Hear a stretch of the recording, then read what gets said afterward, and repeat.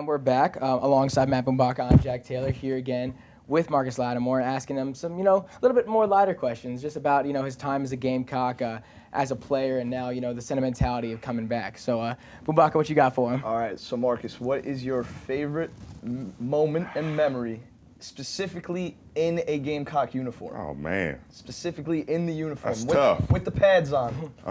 Do you not have a uniform on, or pads on when you have a uniform on? It's hard not to choose the Alabama game. Okay. Yeah. We've had so many great moments, but in 2010 against Alabama, I was watching College Game Day. The game started at 3:30, so we're just hanging out in the hotel, and pops up on the screen, Alshon Jeffrey. Yeah. I didn't even know he was going to be on game day. He says, "Yeah, it's going to feel real good when we beat Alabama." And, my roommate, Dylan Thompson, we both look at the screen and we're just like, did he just say that? But that gave us the confidence. Exactly. And what a game. I mean, it was 70 degrees. It was a perfect day. Steven Garcia, played the game of his life. Alshon, Yeah. goes up one hand on Drake Patrick. The defense, they're playing lights out. And literally, you can't ask for a better game. And I remember that night down in 5 Points, it was like a riot downtown, and I'd never seen 5 Points like that. Wow. Compared it to when the men went to the Final Four. Mm-hmm. Similar to that? Similar to that. That was Alabama game. Okay. I got to go with Alabama game. That's great. That's great. You talk about how, Alshon was picking you to win and how, how much of an impact he had on the team. So, we all know he's playing in the Super Bowl coming up, and he's playing, Stephon Gilmore will be on the other side. Who do you think wins that matchup? Gosh, first of all, I just got to say how proud I am to be a Gamecock because of that. That's amazing. That's amazing in itself. But, God, dog, I got to pick. Yeah, you got to pick. Oh, Come man. on. If they go one-on-one and it's the fourth quarter and it's fourth down, I got to go with Alshon, man. You got to go with Alshon? I've never seen him drop a ball that was in his radius. Mm-hmm. Wow. His hands are just... But if Stephon makes a play like he did last week, the outstretched hand tipping the ball to seal the game, basically. I'll still be happy. You still be that's the case. It's a win-win. It's a win-win anyway. But I got to go with Alshon if they're going one-on-one. Okay. For sure. All right, and then coming back, you get to reunite with Bobby Bentley. Oh yeah. And you've seen how you talked about Jake Bentley, talking about how he's kind of progressed, and when you were coached by Bobby Bentley, just talk a little bit about Jake and how proud you are of him. Yeah. Well, I wouldn't be sitting in this chair if it wasn't for his dad, Bobby Bentley, the impact that he made on my life, and ever since I've been 7 years old, he taught me football, but he taught me how to be a man. But Jake, gosh, I remember being at high school and he was the ball boy. He was this tall and, he would come out to practice. He would be begging us to throw the football with him. And, now just to see him at this stage and not only his success, but how he's handled his success. It just goes back to his parents. It goes back to his older siblings that I played with. It just goes back to his roots.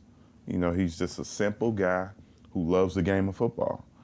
And, people are starting to see that. The nation has saw, what type of person he is. And every time I think about it, I get proud.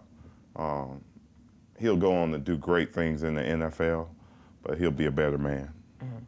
That's great.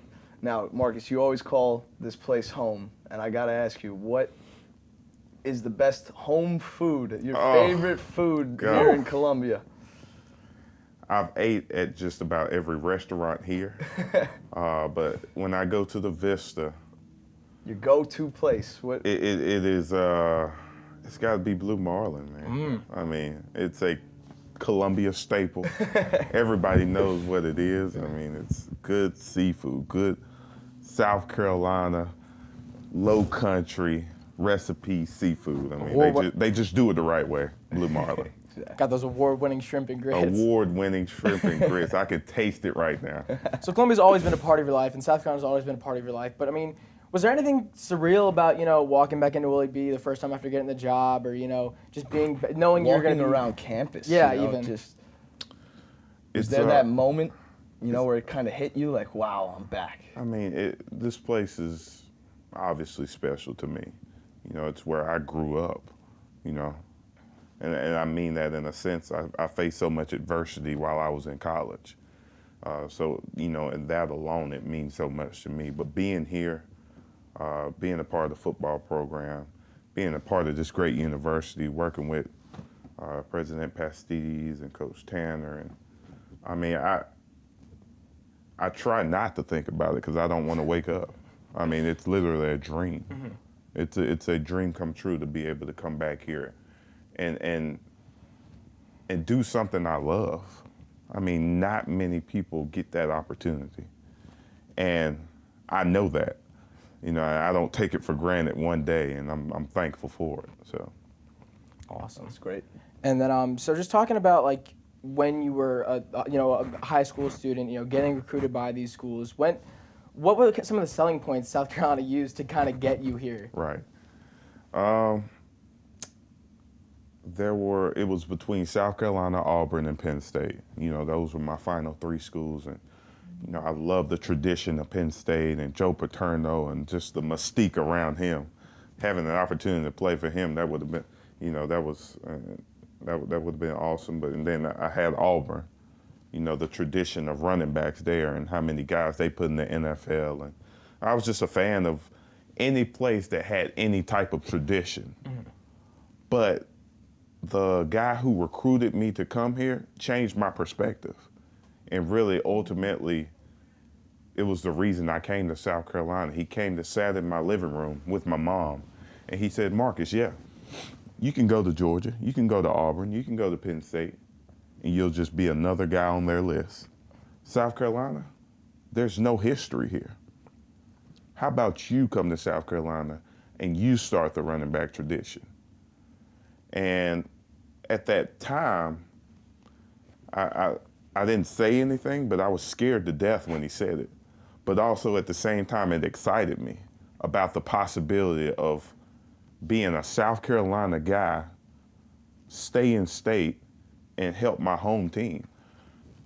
And that comment, that alone, you know, him saying I could be the face of the program, that's why I chose to come here. I was scared. I chose to come here because I was scared. And I knew that, you know, there was a possibility that it would happen, that I could be that guy, and the possibility it couldn't. And I knew I was going to give everything I got. So. Well, look, it motivated you to be the all-time rushing touchdown leader in Gamecock history, which is a special honor. And Marcus, sticking with recruiting here, and your new job, how much will you be on the recruiting trail and helping the Gamecocks in that aspect? I definitely think, well, because of compliance rules, I can only be on campus. Okay, but, yeah.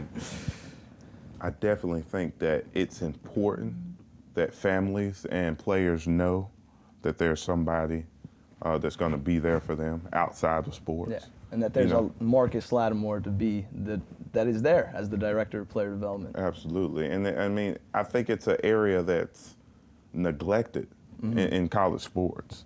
You know, we talk about, you know, you come here, you get an education, and you know, you come here, you play at a great university, but who's developing that life piece?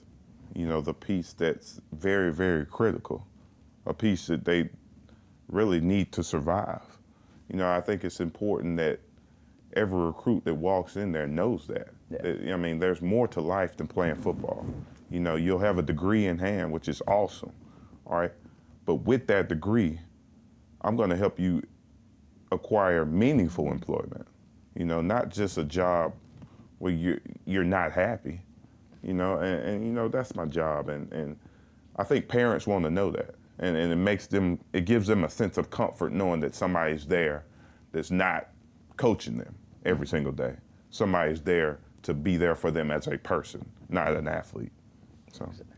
And then sticking a little bit, you know, with recruitment and going back to you as a player, what moment what was the moment that you knew that you were a Gamecock, that you truly felt a part of the team and truly felt that, you know, this is where you're meant to be? That's a good question. When I first got here, I wanted to go back home. I mean, I think I was just like any typical freshman. I was in a new place, didn't know a lot of people. I just wanted to, I'm a mama's boy, so I wanted to be near my mom. So that was a frustrating and you know, tough time for me. But as as time went on and I learned to get out there and meet other people and be around my teammates. We got to training camp, and there was a guy by the name of DJ Swearinger that we all know, plays for the Washington Redskins, and we're going through camp, and it's an 8 o'clock practice, so the suns went down, and I catch a screen. I catch the ball, go about 10 yards, and he lays me flat on my back. As he always can do. Yeah, and then everybody goes crazy and says, freshman, welcome to the SEC.